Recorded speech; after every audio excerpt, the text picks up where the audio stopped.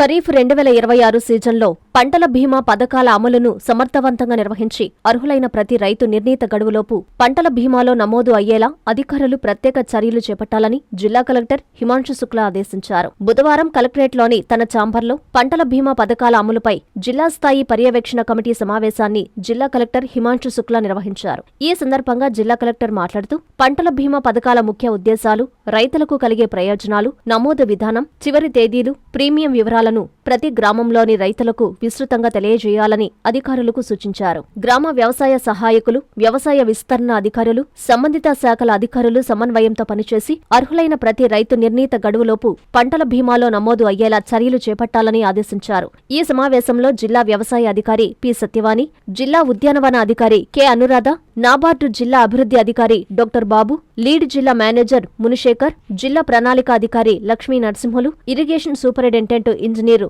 దేశనాయక్, జిల్లాలోని ఉప వ్యవసాయ సంచాలకులు, టాటా ఏఐజీ పంటల బీమా సంస్థ, ఇఫ్కో టోకియో జనరల్ ఇన్సూరెన్స్ సంస్థ సాంకేతిక నిపుణులు, వ్యవసాయ శాఖ అధికారులు, బ్యాంకర్ల ప్రతినిధులు, ఇతర సంబంధిత శాఖల అధికారులు పాల్గొన్నారు.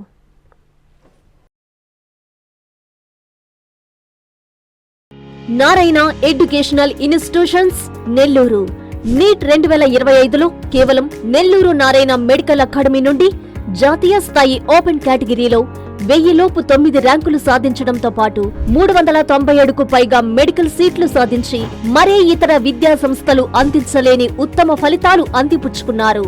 నీట్ లాంగ్ టర్మ్ బ్యాచ్ కు జూలై 13 నుండి క్లాసులు ప్రారంభం.